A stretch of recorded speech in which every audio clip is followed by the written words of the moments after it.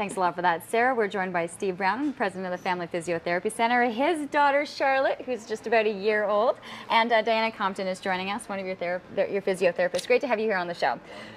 Torticollis. I knew I was going to get torticollis. All right, so this is something, it's a program that's being offered and something that parents should be aware of, especially with their young children. Exactly. I will turn it over to Diana, our expert and program developer. You're going to be dad right now. I'm just holding dad and doing that. And but no, it's a great program, and Diana is our expert on that, and she's put a program together. Away. Yes. Sure. All right. So what are we dealing with torticollis? Okay, so torticollis is basically a condition that babies end up with some stiffness in their neck due to one muscle being tight in the front of the neck. Some babies are born with it because of the position they were in the uterus before birth, and then some babies develop it shortly after they're born, just because of whatever position they might happen to be in, or they develop a preference to turn their head one way. I was going to say, how would a parent recognize that their child may be in discomfort or that something's happening? So the first thing they might notice is that the baby always wants to look one way. So they might say they always look to the left, but if I come at them from their right side, they just don't really turn that way to acknowledge me. They might notice that instead of the baby having their head straight like this, they tend to always have it tilted to one side a little bit.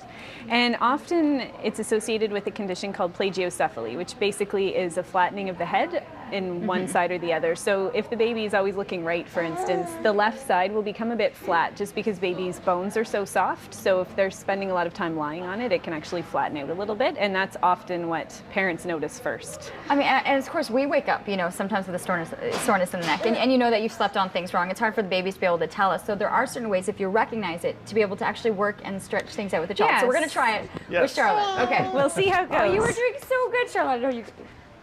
Now, Charlotte is a little older than the average baby that we would hopefully than we would normally start to see. So we'll see how it goes. So we're going to hold her shoulders down.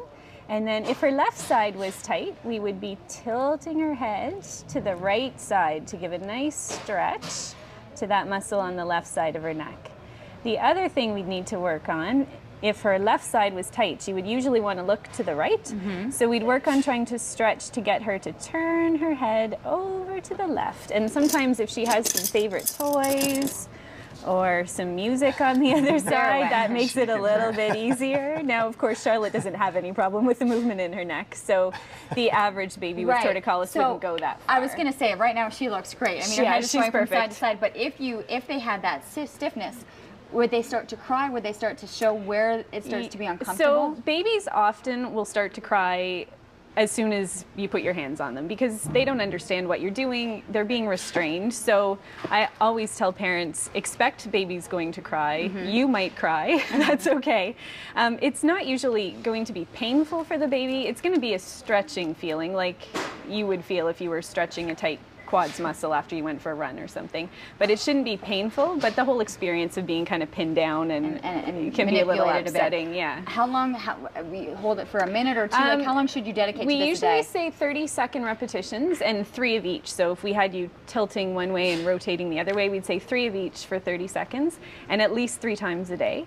I wouldn't try doing this, I mean, if you're a parent at home and think perhaps something's going on, I wouldn't just go and do it on your own without having it checked. To see your doctor, see a physio first, just to make sure there's nothing else going on. And we can give you some sense of how far it is safe to push it at the beginning. So the best thing, have someone talk to someone like you, go through where you think that it might be actually occurring. They'll know then how far they need to be stretching. And we usually, whenever I'm teaching a parent how to do stretches, I try to do hand over hand. So I'll show them first, and then I'll have them put their hands on, and I'll put my hands over theirs to guide the movement so that they are confident and have a feel of how far is really safe. Charlotte, you did awesome. She did fantastic. Today.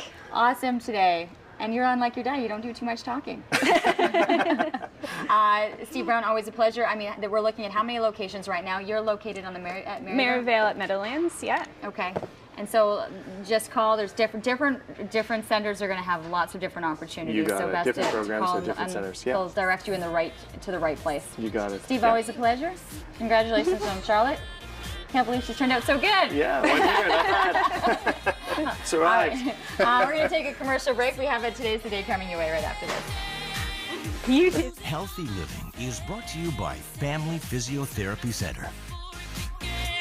I'm deeper.